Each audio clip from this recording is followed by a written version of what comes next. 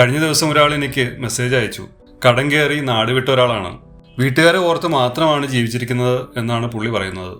ഞാൻ മനസ്സിലാക്കിയെടുത്തോളം പുള്ളിയും സുഹൃത്തും കൂടി ഒരു ഹോട്ടൽ തുടങ്ങി. ഇടയ്ക്ക് വെച്ച് അത് നഷ്ടത്തിലായി. സുഹൃത്ത് പതിയെ പിൻവാങ്ങി. പിന്നീട് അയാൾ അത് തുടർന്ന് നടത്താൻ മേടിച്ച കടങ്ങളാണ് ഇന്ന് നാട് വിട്ട് ഓടാൻ കാരണമായത്. ഇതുപോലുള്ള അവസ്ഥയിലൂടെ കടന്നു പോകുന്ന ഒരുപാട് പേരുണ്ടാവും. അവരോട് രണ്ട് കാര്യങ്ങൾ പറയണമെന്ന് എനിക്ക് തോന്നി. ഒന്ന്, വലിയ പ്രശ്നങ്ങൾ വരുമ്പോൾ ആത്മഹത്യ ചെയ്യണം എന്നൊക്കെ തോന്നും. ചെയ്യരുത്. കാരണം ഈ സമയം കടന്നു പോകും. ഒന്ന് ആലോചിച്ചു നോക്കൂ. പണ്ട് നമ്മുടെ ഉറക്കം കളഞ്ഞ പല വലിയ പ്രതിസന്ധികളും ഇന്ന് നമ്മൾ ഓർക്കുന്നത് പോലും ഉണ്ടാവില്ല. നിങ്ങൾ ധൈര്യമായി ഇപ്പോഴുള്ള പ്രതിസന്ധിയെ നേരിടാൻ ആത്മാർത്ഥമായി ശ്രമിക്കൂ. അത് പതിയെ ഒഴിഞ്ഞു പോകും. നിങ്ങൾ ഗൂഗിൾ മാപ്പ് ഉപയോഗിച്ചിട്ടില്ലേ? നമ്മൾ വഴി തെറ്റിപ്പോയാൽ അത് അവിടെ നിന്നു പോവില്ല. പകരം അത് റീറൂട്ട് ചെയ്യും. അതുപോലെയാണ് ജീവിതം. നിങ്ങളുടെ ഉറക്കം നഷ്ടപ്പെടും. ചീത്തവിളികളൊക്കെ ഒരുപാട് കേൾക്കും. പക്ഷേ ആ പ്രതിസന്ധിയെ കാലം പരിഹരിക്കും. ജീവിതം എന്നാൽ ഒരിക്കൽ മാത്രം ലഭിക്കുന്ന സൗഭാഗ്യമാണ്. ഒന്ന് മാത്രം ആലോചിക്കുക. ഈ ലോകത്തിൽ എല്ലാം നഷ്ടപ്പെട്ടിട്ടും പിന്നെയും ജീവിക്കാൻ പരിശ്രമിക്കുന്ന എത്രയോ ആളുകളെക്കാൾ മുകളിലാണ് നമ്മൾ നിൽക്കുന്നത് എന്ന്. നിങ്ങൾക്കുള്ളത് കുറച്ച് കടങ്ങൾ മാത്രമല്ലേ? രണ്ടാമത്തെ കാര്യം, ചെയ്യുന്ന ബിസിനസ്സിൽ നഷ്ടം വന്നു തുടങ്ങിയാൽ വിശ്വസിക്കാവുന്ന ഒരാളോട് ഈ അവസ്ഥയെക്കുറിച്ചൊന്ന് ചർച്ച ചെയ്യണം. എന്തുകൊണ്ട് നഷ്ടം വരുന്നു, ഇത് പരിഹരിക്കാനാകുമോ എന്ന് ഒരുമിച്ച് ചിന്തിക്കുക.